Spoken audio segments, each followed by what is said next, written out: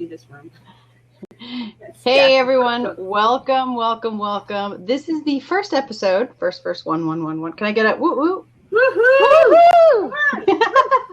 This is the BakeSpace.com Cookbook Club. And let me tell you first, because this is the first episode, what it is and how you can be a part of this. BakeSpace.com is an online food community and recipe swap where you can make your own cookbook and you could upload your own recipes and make friends with a whole bunch of people who are home cooks. In fact, all of us on the show right now are BakeSpace members. I am the founder of BakeSpace.com. My name is Babette Pepi, and this show is called the Cookbook Club.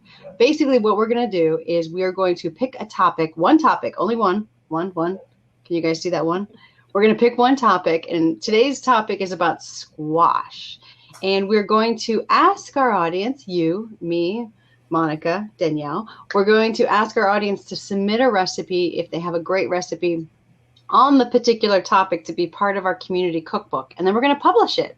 Every single week, we're going to publish a new cookbook. So next week, when you come back to the show, we will have our squash cookbook published and we will publish a link in our chat. So if you're watching on the rebroadcast, hello and welcome, my friends. You can see all the chat that happened on the right or the left, I'm not sure, on Blab.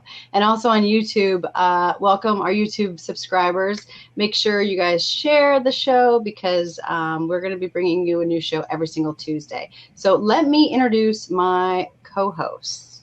Danielle, do you want to go first? Sure. I'm Danielle Nichols, and got into all this because of Babette and BakeSpace, and I now have my own blog, Peaceful Cooking, and you can find me on probably just about every social media platform, and I'm in Southern California. Danielle, what is the website URL? Peacefulcooking.blogspot.com.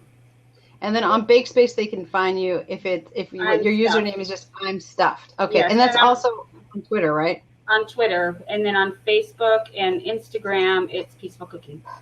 Twitter wouldn't let me change it. Oh, but you can get a new Twitter account and try it. I could, but I'd lose all my hundreds of followers. Good. Well, actually, you can. I think now you can actually change it if you have a new thing. You can change it. I'll try it. I'll look into it. So Danielle, you're in Los Angeles. I'm in Hollywood. We are literally on the other side of the hill from each other, but we have our other co-host, Monica, who is another direction for you.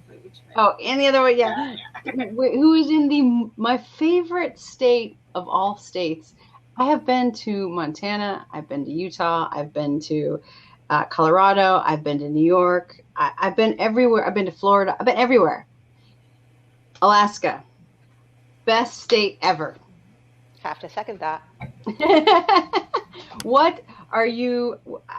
How hard is it when you're in Alaska to do stuff, to get online, to what is the challenges there? Are you still on dial-up? What? Dial-up? No, we have moved into the modern age. It's not exactly speedy, but it's not dial-up. Okay. Yeah, it's just kind of challenging because especially with anybody on the West Coast, we have such a huge time difference, and so just trying to communicate with people over there, it's like, oh wait, I got to be up early in the morning in order to catch them before noon. So yeah, that's definitely a huge challenge, but other than that, we are pretty modern. Well, I cannot wait to talk about some of the recipes that you're doing. Do you want to tell folks about your website and about your company and about how they can also find you online? Okay. My name's Monica Cooper or Chase, depending on whether I like my husband or not. And so I go by both. But my website, Twitter, Facebook, Instagram, pretty much everything is the Moon Muse, because I love full moons, especially in the winters and here in Alaska, big old full moon showing up. And I do caramels. I do carved cakes. Good caramels. Yeah, beer caramels. Yeah. I do carved cakes, like 3-do cakes. Some that will take me, 20 hours or more to complete. I also do a lot of foraging. So a lot of people around here know me because I'm hiding in the woods and scaring them as I drive by, because I forage just about anything I can think of and make different hydrosols and foods out of them and just weird crap because it's fun. And so, yeah. And then you can find me. I've been with BakeSpace since way back in the day as well. I want to say 2007. Yeah, it's a while. And so I've, been one of those people with these two here. And you can find me. I haven't changed. That's the one thing I haven't changed on BakeSpace. I am AK Monty. So AK. It's always in my head is Ekmani. I know what? Ekmani. Ekmani. Yeah, in the Okay, beginning, maybe I will change that. We're like, why is there AK? What is this AK? Right. I used to say the same thing. Come on, I used to say Akamani too. I used to say the same thing. Yeah, and everybody up here abbreviates AK for Alaska, you know, and it's just AK this, AK that, and so it's just kind of second. Join us. Awesome. Jen Jones. Hey, Jen. Do you know Jen? Hi, Jen. Hey, Jen. Do you want to come in? You want to join us? We're talking squash. We got an extra seat. I think it should be this direction if you have it. Yeah, this direction on mine. Yeah, exactly. For those of you who are coming in, Jen, welcome. We're actually talking about squash today. We just did a little bit of a recap of our relationship that we have. We're all BakeSpace.com members. I'm the founder of BakeSpace.com, and we're not only are we talking squash today, but we're building a cookbook. So if you have a great squash recipe, I will make sure that I post that link into the chat, and you can share that with us. And then next week we'll publish it, and everyone will be able to see all the recipes that were added as well. All right, guys. So originally we had, who was going to join us, is Rob Firing, who is the author of the Every Squash Cookbook. Now, what got me interested in Rob was that his Twitter handle said, and I when I read this, I was like, oh my God, I think I'm in love. I think I'm in love. He said, you haven't lived until you've tried butternut bacon. Oh. Butternut bacon. Now, that is the one reason why I wish he was on the show, because I'm like, what is that? And is that sweet? What is in it? I don't know. We're going to have to ask him. Yeah, we'll have to look for it. Oh, hi, Jen. Yeah, because butternut squash is so sweet and bacon's salty, so maybe it's a sweet salty thing going on. That would be there. interesting to see just what the ingredients are. Yeah, and how the formatted. I mean, is it?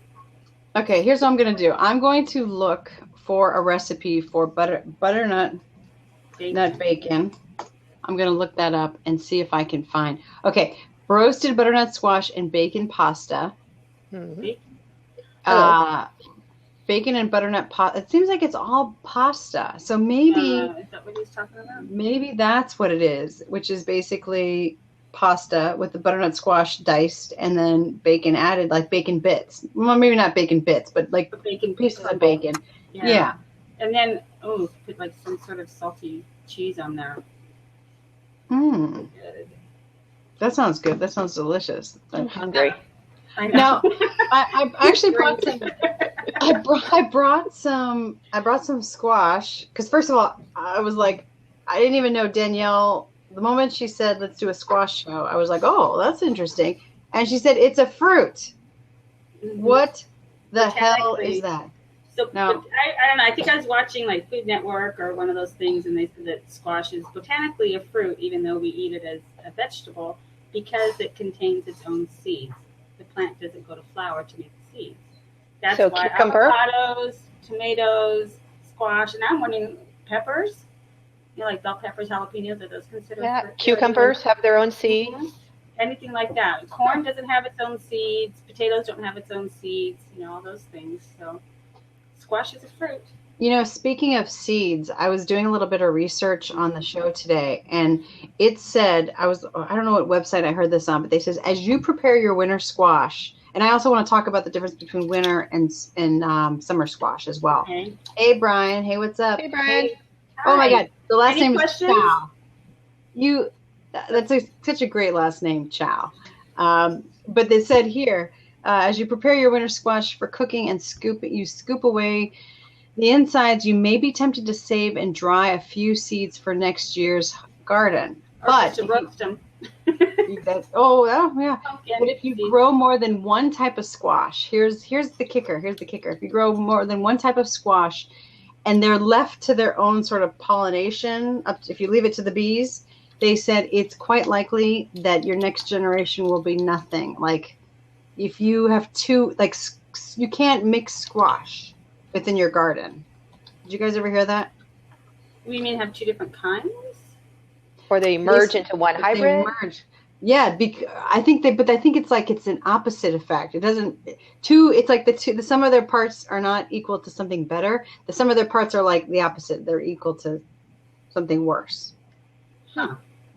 That's maybe a good reason I don't garden. Unless you have stuff that grows in the snow. Oh, we have greenhouses.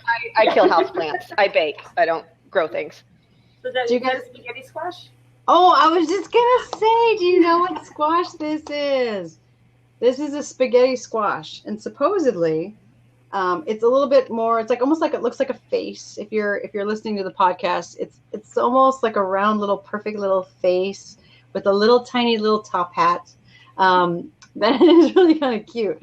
But I guess if I cut it, that there will be like spaghetti strings inside. There's seeds in it. Uh huh. So you want to cut it and then cook it, and then after it kind of steams or whatever, you can turn it upside down in like a little bit of water and roast it. But you take the fork and shred the insides, and it's like spaghetti. And a lot of people will use it in place of pasta. And you can do it in the microwave. You can cut it open and put it and steam it in the microwave and do it really fast. Or go crazy like I did. Shred it out, line it with cheese. Put your spaghetti sauce and the noodles all back in there and line it with cheese again and put it back in the oven and roast it. Like, yeah, that's more my speed. Yeah. Interesting. Hey, we got Marguerite. Hello, what's up? We're talking squash. Now, what I thought with spaghetti squash was I thought if I opened it, literally the inside would be like shaped like spaghetti. Are you saying I actually have to use the fork to make it? It's pretty close. Oh. It is, and you do have to take it out. You know, it's not going to fall out. So you kind of shred it, but it's really easy. It's so cute. I don't know how much I did our grocery shopping. I used Instacart, and I did it online today. And I was like, I need a couple squash. So I got this one. So the spaghetti squash I thought was cool. So I don't even know how much this was a pound. What do you guys think it was a pound probably? $50 pound. $1.50? Now, I don't know. Monica in Alaska, how much is squash in the grocery store? I haven't bought it for a little while, but probably $4 or $5 or $5 a pound. Oh my gosh. I want to say hi to Geo3953 also signed in. What's up, Geo? Hello. Now, you guys know what this is, obviously. This is a butternut. You know what I didn't realize? I didn't realize that the difference between butternut squash and summer squash was the like outside. Like winter. I'm sorry, winter no. Squash. Winter squash. Yeah. This is like a winter squash is you have the outside casing, but the summer squashes you can actually like eat. You can eat them, yeah, because they're soft, like the zucchini, and this is I think a Mexican squash. But why is it a Mexican squash? I don't know, that's just what they call it. My girlfriend, I didn't know that. I got this through a delivery that I get of organic CSA box. But my girlfriend was talking to me about a squash recipe that she made. She's Hispanic. She called it Mexican squash, and I was like, oh, she goes, kind of looks like zucchini, but it's like lighter green, little white stripes. And I'm like, oh, that's probably what I got. So is it the same texture inside? No, that's a good question. Pretty much, yeah. Pretty much, yeah. You know, we do have a question. Gio says, I came in because I was trying to figure out the recipe for a Hungarian dish made with squash, a cold dish with sour cream and dill. Oh, that sounds amazing. Anything with dill, you got me. Okay. Yeah. You know what? We're going to have to Google that. Yeah, I'm going to Google that and see if I can locate something. If I can locate some tips for that. Now, do you guys, Monica and Danielle, do you guys cook with squash a lot? I cook with it a little bit, not a whole lot, just because it's difficult up here to find good quality squash that's not just total mush. And so unless I can find it, like I hate to buy the prepackaged stuff, but a lot of times it's a lot better quality than going and getting an actual fruit. So. I cook with summer squash a lot more than I do the winter squash. Mm-hmm. It took me a long time to realize that I actually like squash. Yeah, the summer squash is a lot easier to get up here, and we get plenty of that. And I'll steam that, or add it into spaghetti or chili or something like that, like zucchinis and stuff. And then of course my southern roots, we do a lot of fried. So you take like the yellow hook neck squash and slice it up and coat it with cornmeal and salt and pepper, or flour and salt and pepper, and fry it with onions, and it is so good. I wonder if okra is a squash because it has its seeds inside. I like okra. Or okra is considered a fruit. But I do not like okra. You know what? I don't like the slimy, but when you fry it, it gets rid of the slime.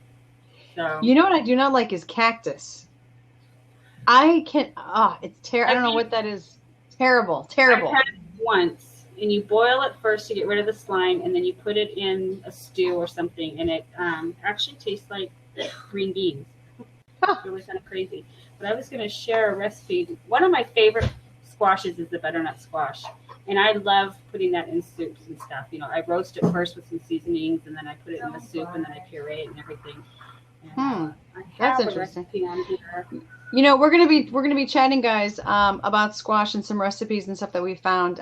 Just so you know who have tuned in, this is like part chat show, part community cookbook. So what we're doing is every week we're going to be highlighting one ingredient, and we're going to be asking our audience if you want to submit a recipe to our community cookbook. I'm going to put into the Gio just stopped in. Let's see. Hello, Gio.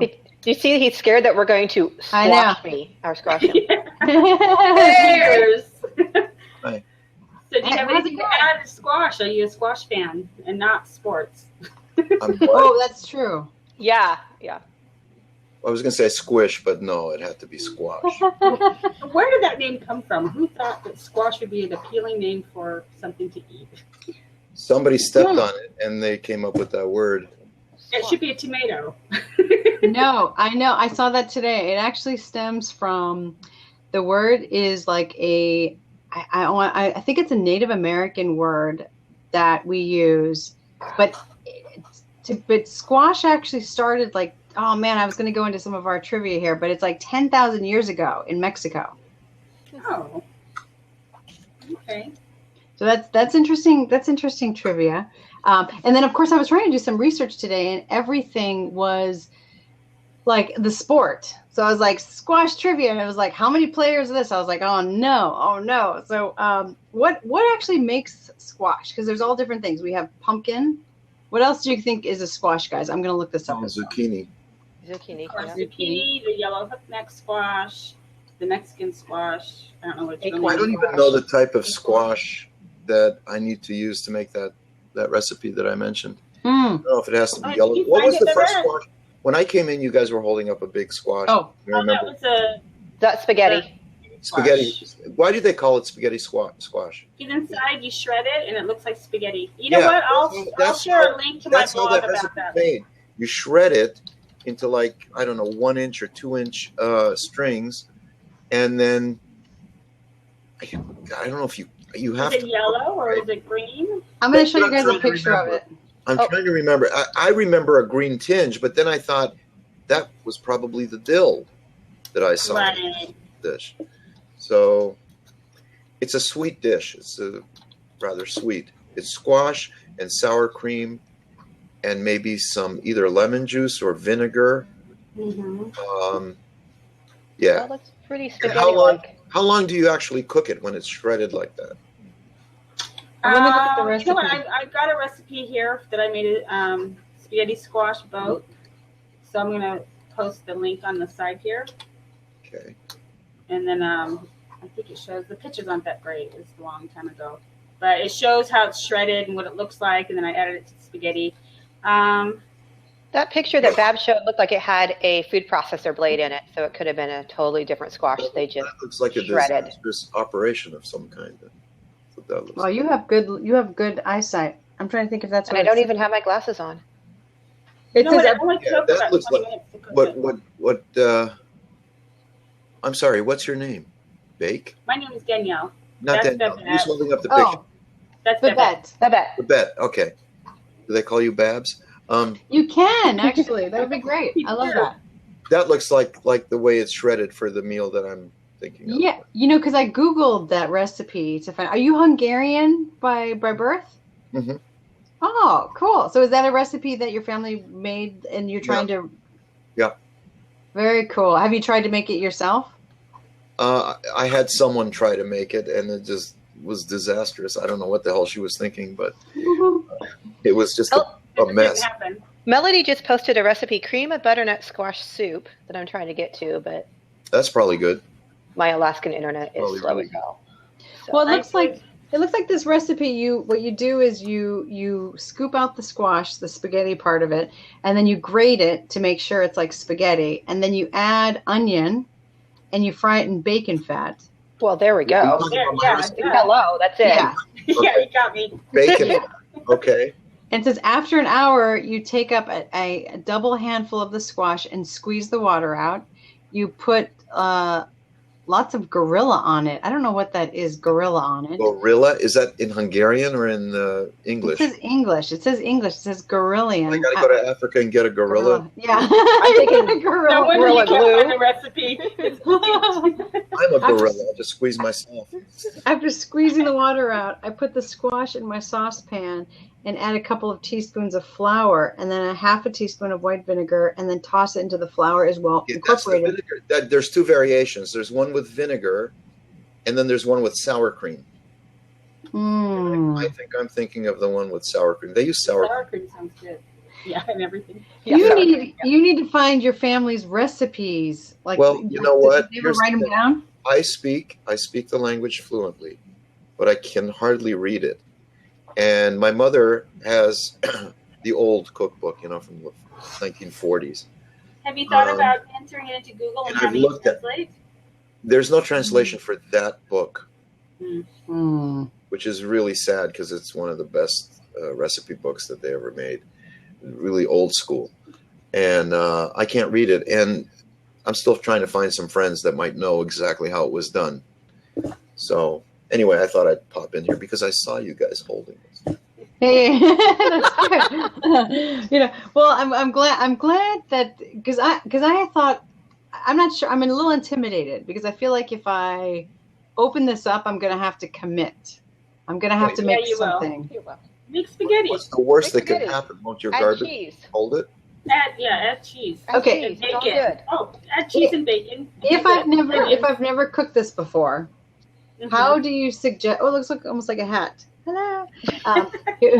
What is? How much wine did you start out with? Say I'm She actually started drinking. before we did. I'm actually drinking rum and coke, Ah, but The rum and coke girl. that's Okay. right. That's right. No, I like gin tonic. I like bourbon. I like scotch. I Don't love tell me scotch. you'll go to discos. What? Did you hang out at discotheques a lot? Because that's all I drank.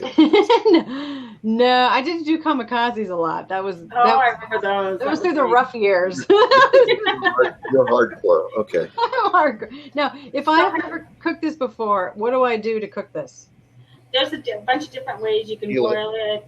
No, you cut it in half and put it upside down in a roasting pan or a cookie sheet, whatever, with a little bit of water so it doesn't dry out. And let's see. I put the link to the recipe that I made. It tells you how to cook it on there, or just Google it. There's lots of different ways you can do it in the microwave. I mean, is it like butternut squash? I can just cut it in half and just roast it?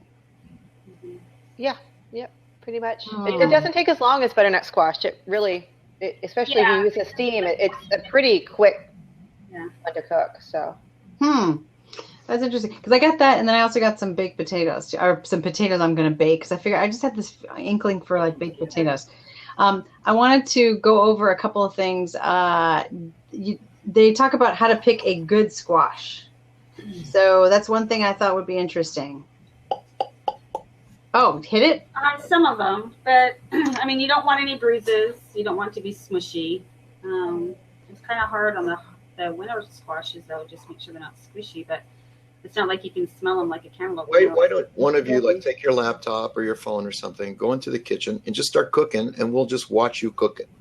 I I know. wanted to, but my desktop won't move. You know what? We're working with Danielle to get her to move her laptop or move her camera. Actually, your camera, if you have a little latch on it, you can hang it over the top You can hang it over really anything that has just like a level. But it needs to be connected to the computer.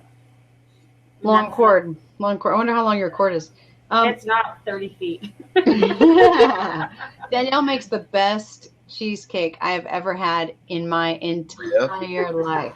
I'm a big cake fan. Oh, this is like beyond. This is like I actually think Fluffy. if you're not a cheesecake fan, you would love this. Is it thick or is it fluffy? It's fluffy. Oh, yeah. It's creamy. It's what? Kind of like creamy and fluffy. Like creamy. It's not dense. It's not like the crap you get at Where do you McDonald's. live? Hey, LA. Hey, where are you from? I'll bring the coffee. Huh? Gio, where are you from? California. You're gonna bring the rum. What part?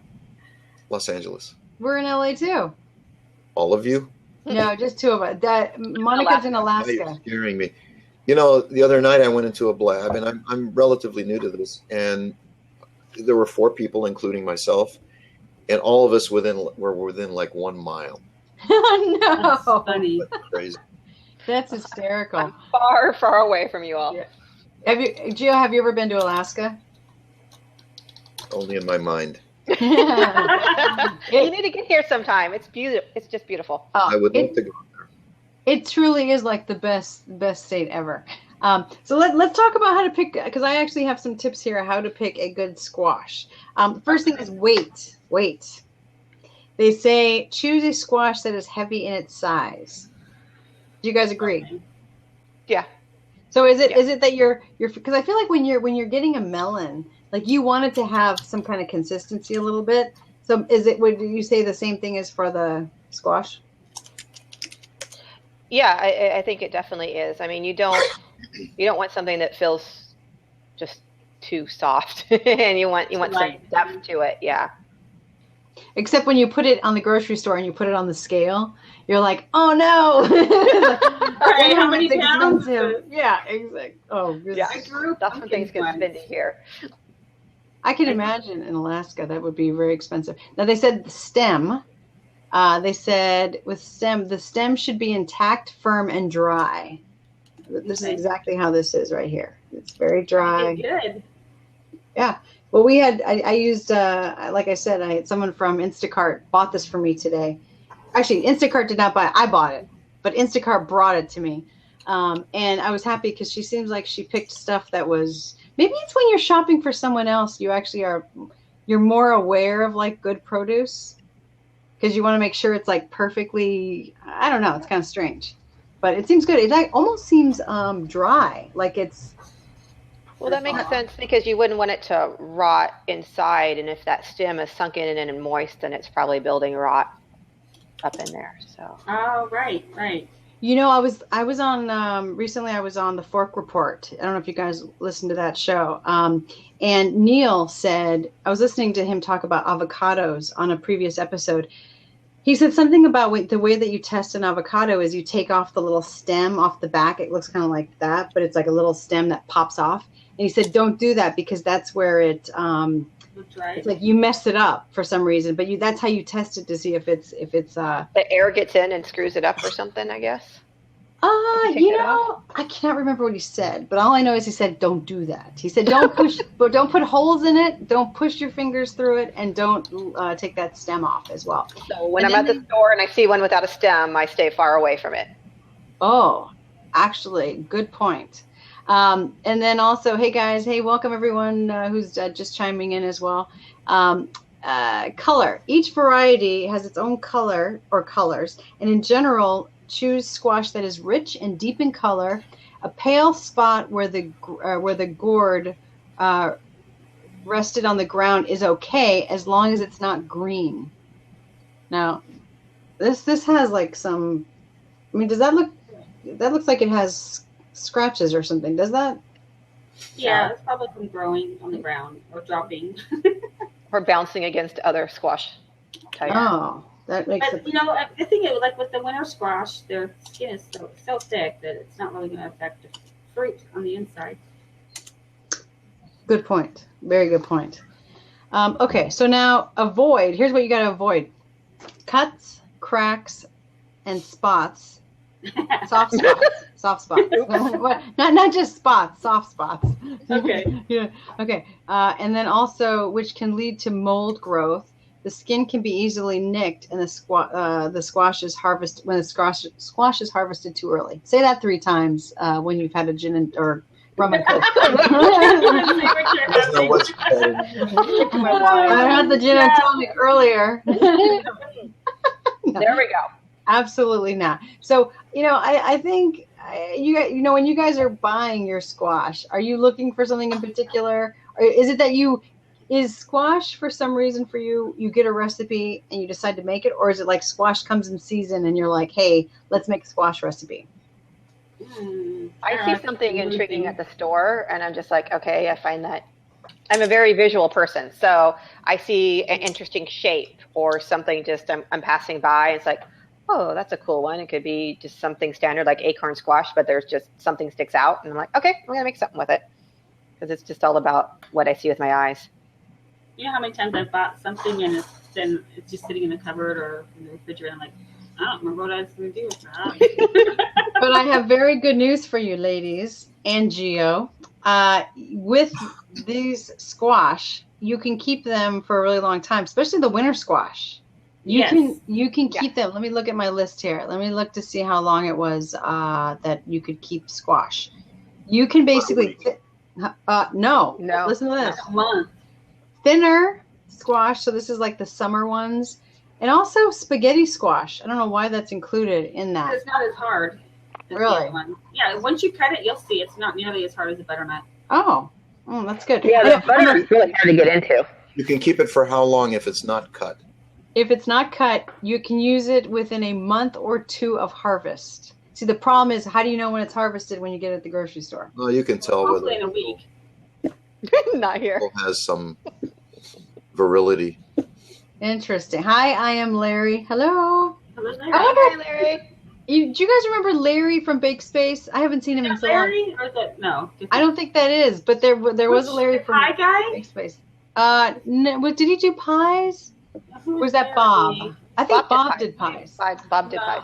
Okay. Bob did pies? Yes. The pie man. He was the pie man or something. Yes. Okay. So for those of you who are just tuning in, if you guys have a squash recipe that you want to share, we're making a community cookbook together. This show is all about we make a cookbook together.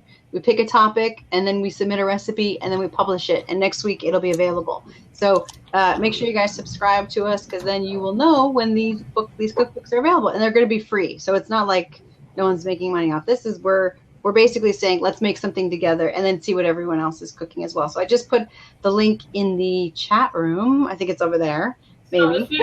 I'm like, which way is it? Wherever you're looking, the chat room. And then also, if you guys want to tweet out the show, just send your friends in. If they put the link in the chat room, will you put those into that link that you just put on there in the recipes, or do we have to go in there and do it?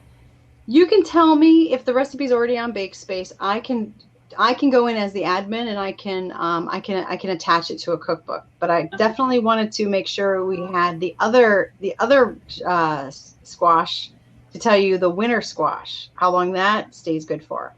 Now, if you have, well, actually, you know what? Buttercup squash. Do you know what that is? No. Mm-mm. Okay, buttercup squash and Hubbard squash. Anyone? Well, if you see these. And pumpkin and pie pumpkins. Now, this is what you would use for a pumpkin pie with your daughter. Can be stored for up to 4 months. So when you do get your pumpkin, when you do get your pumpkin from Halloween. Like. Well, okay. So last year, the Great Pumpkin visited my house, and I got about 7 or 8 huge, gorgeous, beautiful, some green, white, amazing pumpkins about this time of year. And so I put them in my living room, and they were good and did not rot. And I finally took them down for Christmas. Oh, wow. Yeah, so. Nice. And they said butternut squash and cushaws. Oh, no, that looks good. Sweet potato and butternut squash. Is that a soup? I had some sweet potato soup once at a hospital. And it was like one of the best soups I've ever eaten. At the hospital? At a hospital. Yeah. Wow. Yeah. It's not a hospital I've ever been to. Was that a U.S. hospital? Was Yeah, that in LA? Actually, it was in Burbank. And St. Joe's. what? St. Joe's. It was at St. Joe's, and I couldn't believe it. I mean, because I know what hospital food's like. Yeah. And they came up with this soup, and I had to go down for thirds, 3 times. You're like, I'm bringing it for the people. The people. I called the chef over and asked him how he made it because it was really good. It must be cream. It must. There has to be something not good in there. But Heavy cream and butter make the world go round. Yeah. Something evil. But I wanted to tell you guys that if you have butternuts and kushaus, I don't know if I'm saying that right. I don't even know what it is. They keep best sometimes lasting until spring. So this is that's the winter squash. Sometimes it lasts until spring. So I guess that's March would be technically if you're on our hemisphere, it would be March. I mean that seems like that's 5 months maybe. I throw so much stuff out thinking, oh, it's like a month old. I should throw that thing out. That's disgusting. It's been in my refrigerator. Do you guys keep them in your fridge? No, yeah. I keep mine room temp because it's kind of cooler here, and I like my house cold. Oh, that's interesting. Mine definitely go in the fridge. Do you have trouble getting vegetables up there? Good vegetables, yeah, definitely have a huge trouble with that. Often by the time I go pick up even a prepackaged salad in a bag or something like that, and if I don't, as soon as probably super expensive. It's got to be. It's expensive. I was just telling the gals before we started, I paid $8 for one head of cauliflower. And just, by the time I get something, it's got a very short life. If I don't eat it in a couple of days, it usually turns to mush. But the squash does. I mean, I've had squash sit there for quite a while before I got to it. But most, zucchini, like the summer squashes, the crookneck and the zucchini and different things like that go pretty fast. What do they grow up there locally? We grow root vegetables. Well, there's great tomatoes here. Not like heirloom tomatoes, just a standard kind of like hothouse tomato type of thing that goes well. Cabbage, potatoes, carrots. The carrots here are the best carrots that I have ever had. And as soon as they are. They are very, very, very sweet. Really tender, not woody. Just they're fabulous. And so carrots, potatoes, there is squash, zucchini, cabbage, things that are kind of hardy, things like grapes and apples and, other things are a little bit more difficult. So, but it's definitely a shorter, anything that's transitioned out. Bell peppers, we get some good bell peppers up here too. Different colored ones or the different colored ones. Yeah. Yep. But, just the normal, when you think of just kind of other fruits like, strawberries or grapes or kiwi, pineapple or anything like that doesn't have a very long short life or shelf life by the time we get them. They're pretty much on their way out. So you just eat them fast and enjoy them. So if Babette and I were to come up there and visit you, what would you want us to bring? Yeah, that's a good point. I was going to say, what are we going to be eating there? And you're like, what would you like us to bring? Obviously, the nicer one of the two of us is Danielle. Bring bananas. Good hot peppers, avocados. Avocados right now are $2.50 each. Well, they're $2 here. Sometimes okay, so that's not bad. Yeah. And so they range between $2.50 and $2.99 each. And so avocados, hot peppers, cherry tomatoes, things like that. One of my employees, because I also am general manager of an outdoor kayak center, and one of my guides grew zucchini in our backyard this summer, and it turned out fabulous. So things like that go, pumpkins, stuff like that grows well here. I always watch the show where it's strawberries. Strawberries. Oh. They're going to buy a house in Alaska, and they have to go to like 3 homes. Yeah, and see which house. If I see that on, I have to watch it because in my fantasy little island, I'm like, I want to live at the end of this national park, and they can't build at the end of there. But it's funny how they're like, this has no bathroom. Yeah, I know. I mean, like every one of those shows has like, oh, there's an outhouse. I have running water, and I love my running water. And you have a bathroom inside. And I have a bathroom inside. Yes, I've got 2 kitchens with full running water. And I have a national forest just right down the road from me and a great trailhead. So you really can have both. I think I've seen one where they're like, oh, the toilet is a compost. You're just like, oh, that must be. Or I have to admit, when I first moved here, I got a composting toilet and traded and thought, because I just lived in a little cabin and thought, oh yeah, this will be really cool, and had an outhouse. I'm going to buy a composting toilet. Just when everybody says that, say no. Just go with outhouse. Just say no. It's just a bad idea. Oh my. Okay. Topic.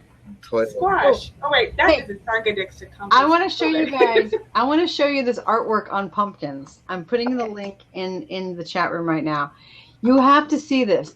I looked at Town and Country. If I click on that, will it bump me out, or will it open up a new? Oh, it'll open up a new window. It should open up a new window. Okay. Basically, people are turning their pumpkins into pieces of art, but you got to see these things. These are like, they look like yeah, ceramics, exactly, like urns. I saw that and I was like, wow. And I don't know if they're doing it with pens. It almost seems like it's a pen. Looks like it. Doesn't it?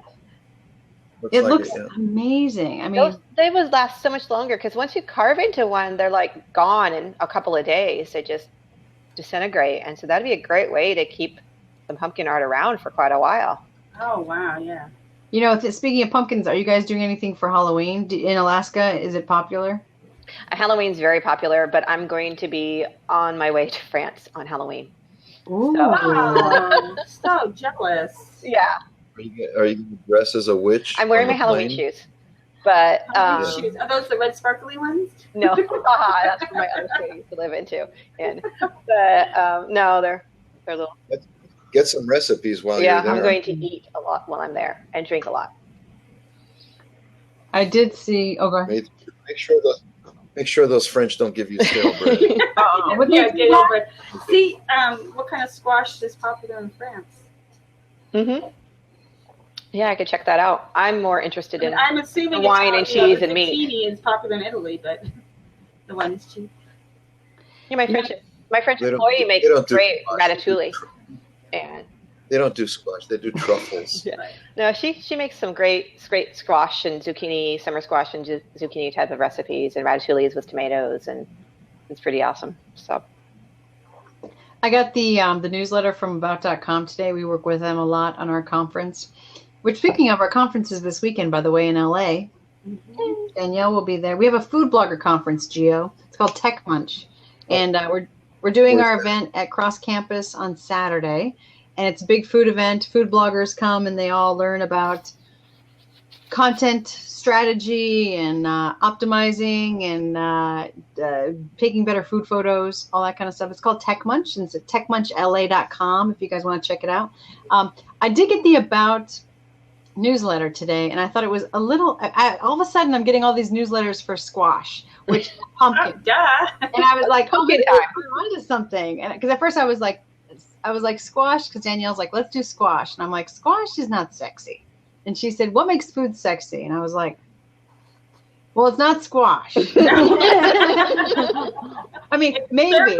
Bacon? Maybe. I mean, it is kind of, you do feel like there's something there. But the About Food people did a newsletter today, and it was pumpkin and spice smoothies. And I have the link for it. I'm going to share it in the chat room, which looks delicious. It's a little bit of a weird link. It's a little bit long. But basically, it has all these cool ingredients in it. It has coconut milk or almond milk. It has pumpkin puree. I always say that wrong. Puree. It has protein powder, cinnamon, pumpkin pie spice. Mm-hmm. I didn't even realize pumpkin pie spice was a specific spice. It's not. It's a combination of several. Like allspice, nutmeg, and cinnamon, basically. Mm-hmm.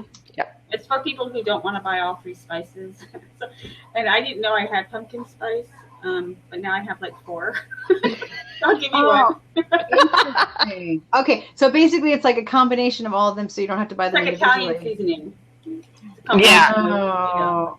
Okay. And this is ginger, a handful of ice cubes. I don't know why you would need that. I guess to keep it cool. Because I was just thinking of the pie in my head, and I was like, why would you need ice cubes? But I realized we're talking about a cocktail or a drink here. Now what would be good with this? Spiced rum. Rum. Mm-hmm. Yeah. That's exactly what I was thinking. I was like, Well, last year I made spiced rum chai latte jello shots. Oh, I remember those. Yeah, and I made pumpkin pudding and put that on top, a little bit of cinnamon on top, and then I took pepita seeds, which are pumpkin seeds, ground them up so they're like a soft green powder, and sprinkled that on top of it.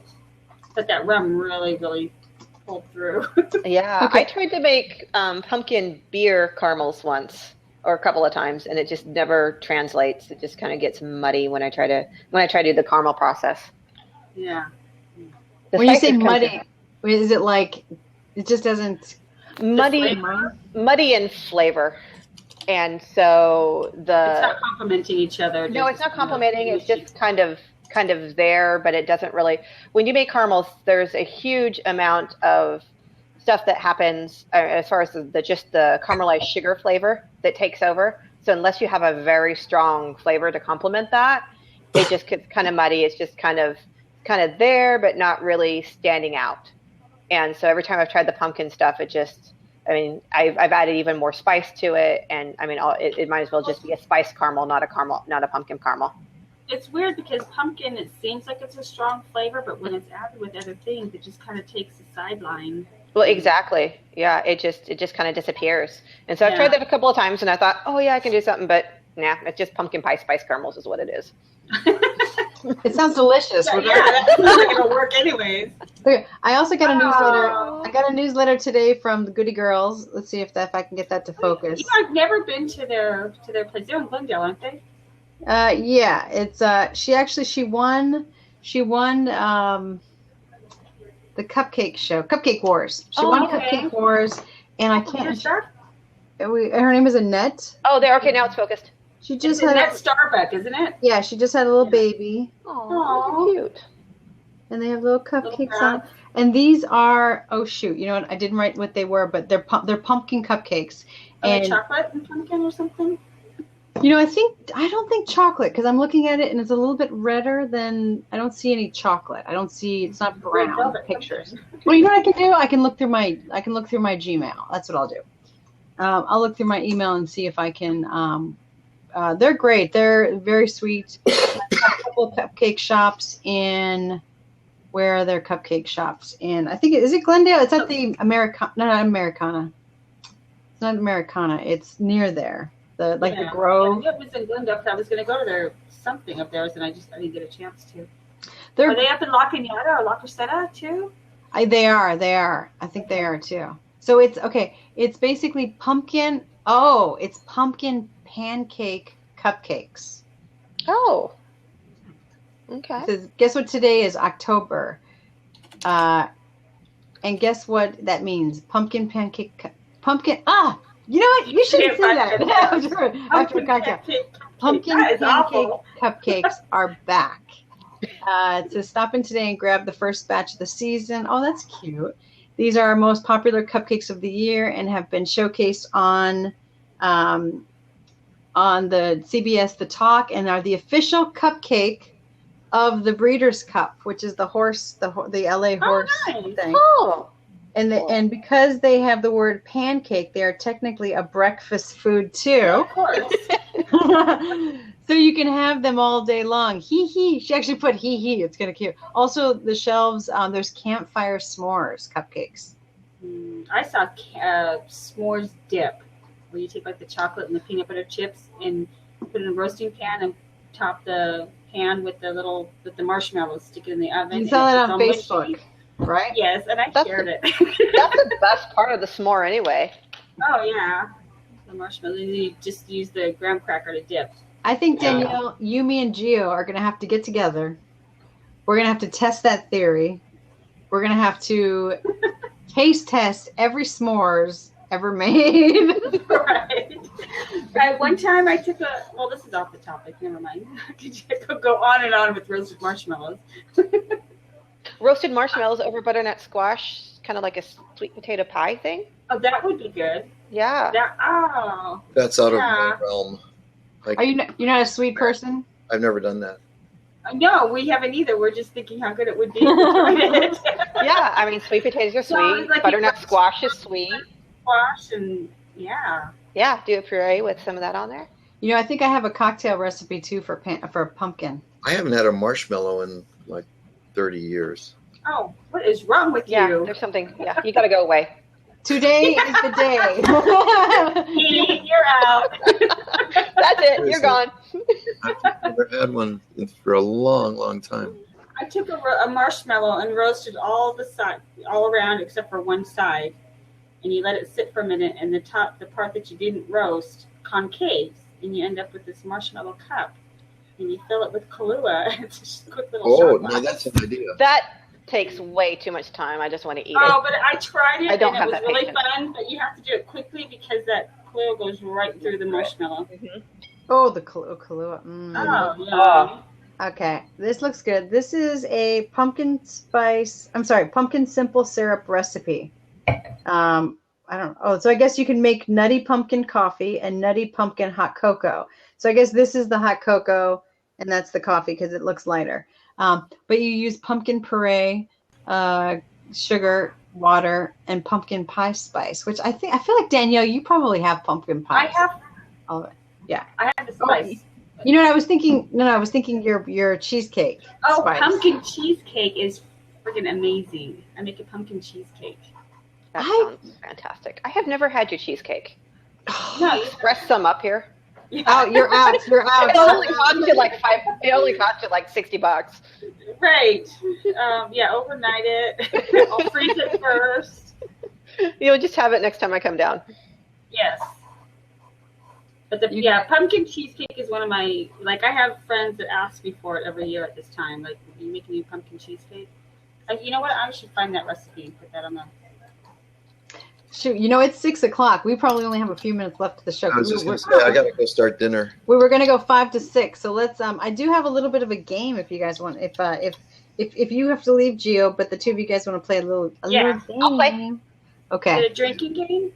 Yeah, I'm almost out. We're getting close. I'm almost out. This is sad. Oh, this is Well, you can't see mine because it's black. Oh, that's why you went off screen to get more. No, actually, I went off screen because I was going to cough. So terrible, terrible, terrible. All right. So this is called squash or squash.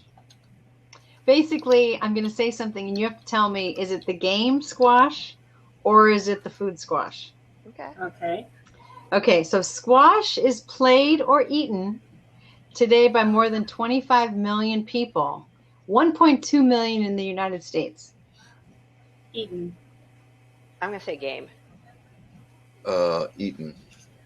No, game. Oh, you saw her face. No fair. I was like, well, Game. Played. Game. Okay. Squash may be played, and if you guys are watching at home, you can also play along too. Squash may be played or eaten in the 2024 Olympics. Played. It felt like it's a trick question, so I'm going with eaten. Oh, I'm going to be wrong on all of these. Danielle, you are right. Oh, we fell for the trick. What did she say? Cheers. Did she say eaten or played? Played. It's not going to be eaten. Whoever covers the food in the Olympics? McDonald's. I can't believe you're the official restaurant of that is so. They're the only ones who can afford it. You know what? Like, come on, they sponsor the Olympics. That's shit's crap food. You know that those athletes aren't eating that unless they have squash. You know what? I got to tell you, I saw a Periscope feed by a guy who was in Hong Kong. He was at a McDonald's and he walked through, and it's nothing like we've ever seen here. By the time No. It is nothing like you've ever seen. He goes up to a screen and he like custom orders his burger, like his cut. He custom orders the veggies he wants on it, the different types of like sauces, the type of bun. There's like 50 different buns. He customizes it. Then he pays for it, like bleep, bleep, bleep, bleep, bleep, whatever on his little screen, and then it's ready. And it's like a gourmet experience. I don't know why. McDonald's is gourmet over there. Well, I saw a BuzzFeed video. I saw a BuzzFeed video about Australia. I think it was Australia. I don't remember where. But anyways, a different country McDonald's, and it was totally like way, way, way different than anything we get here. So how come McDonald's was born in the United States and we have the worst end of it? Because we're used to it. We accept it. We accept it. Yeah, we accept it. And if they're going to do a new country, they're like, we're not the old McDonald's you know about. We're going to say something cool. It's kind of like, my husband, when I go to make certain things from scratch, he just looks at me like, oh, this doesn't taste as good as my mom's. And I was trying to fight over his mom's cornbread for years. And every time he tried, he's like, this is not like my mom's. So I went and got the Jiffy mix, the little tiny box mix, made it. And he's like, oh, this is the best cornbread I've ever had. It's just like my mom's. And I went, hello, processed food. Right. It's what people sugar. are. There's a lot of sugar in that. Yeah. That is brilliant, by the way. You know what? I realize that a lot of women, I think, don't. And Gio, you can let me know if you think this. If you think this is good. If this is a good tactic of mine. Look at your daughter. My husband, I do not do his laundry because in the beginning, I actually messed up the laundry and like all his shirts turned pink. Something happened. I don't know what happened. Yeah. But it has helped me. We've been together for 14 years, and it has helped me because he has not since then asked me to do his laundry. Good job. Problem solved. Yeah, I did the same. I did the same thing with my husband's laundry, and you know what? Everybody in my house, even my 16-year-old son, does his own. Oh. Yeah, I don't. I do the towels. I had a pink underwear problem, and that settled that. So. Yeah, exactly. And so now everybody does their own, and it is fantastic. Oh, okay. I do. Okay, well, let's go back to our game. I'll finish it up. Okay, so, but we're on to something, people. We are on to something. Which is older, squash the game or squash the food? Squash the food. Okay. I don't want to squash the food, but yeah. You got it. You got it. So 10,000 years old. So on that subject, I saw when we were looking at stuff, there was a squash from 800 years ago that was found in a college seeds. Yeah. So a college in Canada found a squashed in some urn, like some seeds in there, and they found like viable seeds. And so it just happened recently, not too long ago. And so the news article just came out like 3-4 days ago. And so they were able to resurrect that, plant that, and actually get a real squash product. And they're now saving the seeds, but it's from 800 years ago. 800 or 8,000? 800. 800. Yeah, they didn't have Earth 8,000 years ago, I don't think. Yeah, and so it was just kind of cool. So they've like Jurassic Parked the squash. Right. Yeah, I've had. So I wonder. I've had meat that was that old, but that's okay. Yeah.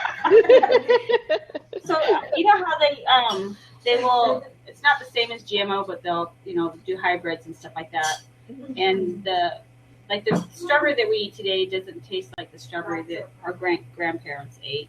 So I wonder what this squash. Do they have a picture of what it looked like when it grew? I didn't see a picture, but they described it as being orange and kind of like an orange and variated orange stripe, and a little bit more elongated than like a pumpkin type of thing. Huh. So I'm curious. I would actually have been kind of looking to see if I can find a picture about it, because they were talking about how it's the original ancestor, not maybe original, but long ago before. Well, they modified in any form for a long time, and so to see what the original type of product was is pretty cool.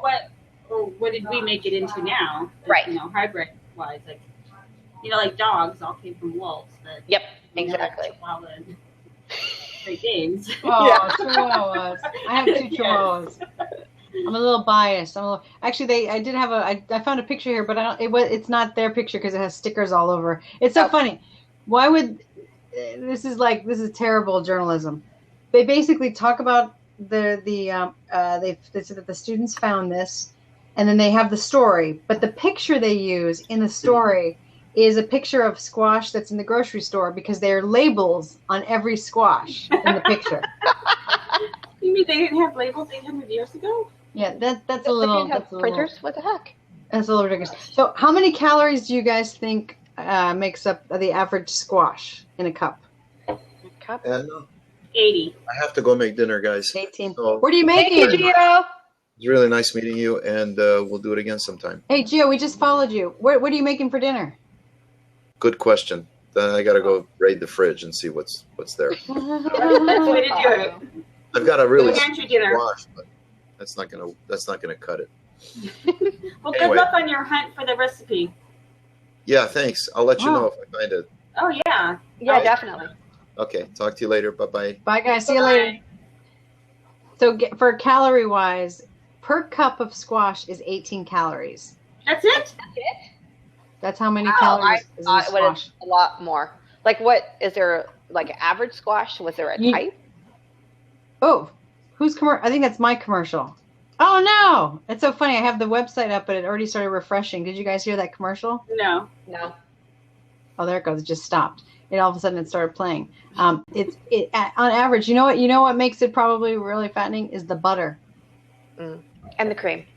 and the cream And Yes. the bacon. Cheese and the bacon. And bacon.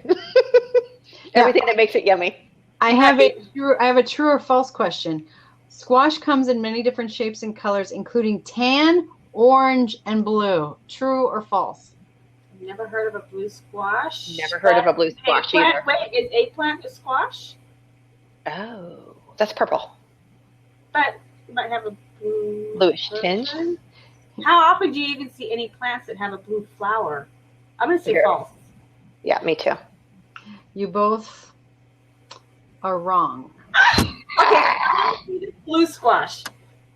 That's I what want a it says. picture. That's what it says. That's what it says. I don't know. Hey, Prove okay, it. Prove here's it. another one. Here's another one. Which country produces more squash? The U.S., China, or Iran? Oh, that's a weird mix. Yeah, that is. I'm gonna go with us. You know, U.S. I'm gonna go with us. Us? What? Iran and what? China. You know what? I bet you China. I'm going to China. Well, no, I'm not going to China, but I'm going I don't to want to China. go, but yeah. Okay, so both I'm of you going say to France. China. Yeah. Okay, so first of all, you're both right. Oh, Let me tell you high how five. much. Yeah, high five. Let me tell you how much they produce of squash. Okay. First of all, China produces 13.53 billion pounds of squash a year. How much of it is GMO? I don't know. Good point. There's a man walking behind you. Oh, there you go. I think it's I my can just see his daughter. little hand. Right there. Oh. No, it's Jackie. Jackie, say hello. You should wave. Hi, Jackie. Say hello to my-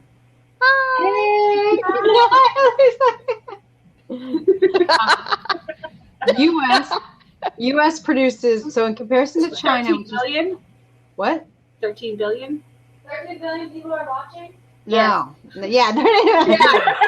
We are 13 billion. We are. She can come again. She can come again. Yeah. Okay. So China's 13.53 billion pounds. U.S. is 1.7 billion. Oh my gosh. Wow, That's that's a big the Well, do difference. you think okay, you know what would be an interesting thing? What country consumes the most squash? I feel like saying U.S. Us. That probably because China produces it for export. So You I know, don't my have friend- any lolabels on these, but I think I got them from the local farm, so I'm okay. Oh, you know what? I should look to see if you know what? Yeah. Oh my God. You know what I have Made a problem in with now? China. So Does in it make- China, when they go shopping, do they say, "Oh, I made that"? Okay. Here's what happens when you get older and you start to lose your eyesight. Do you want to use my glasses? Oh, You know You mean what? these? There's an app. There's an app called Maglite or something, and it's for people doing technical work with the computers.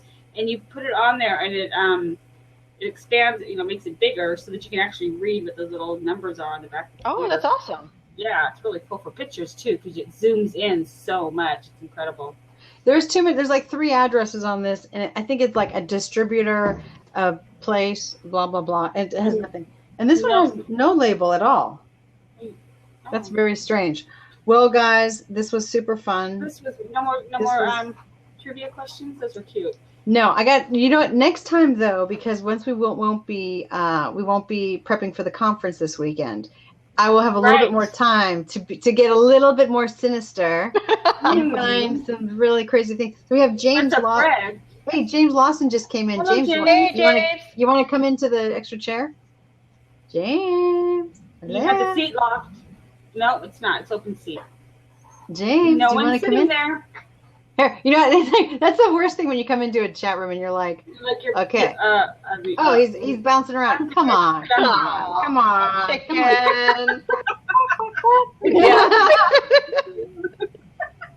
For those of you who are watching the replay on Blab, you understand the format where people can come into the chat room and they can pop back in. If you're watching on YouTube, you're probably totally confused.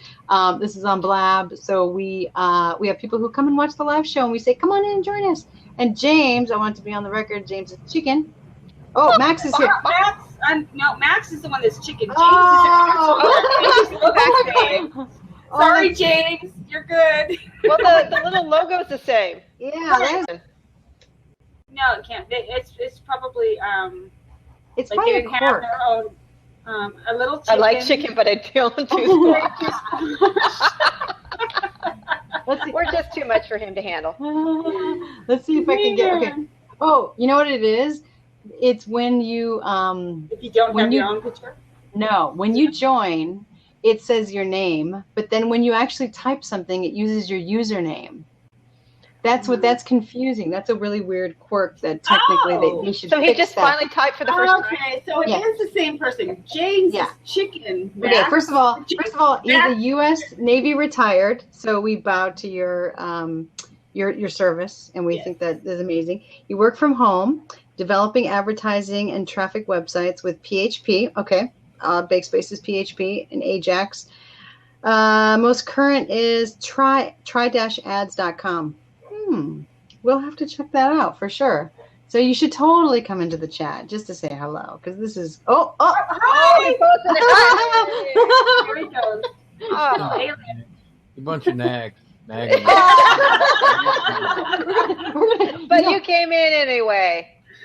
I think our next show should just be like, we will bully you until you come into the show. You will come into the show. Yeah, exactly. Not a few strong personalities here at all. No.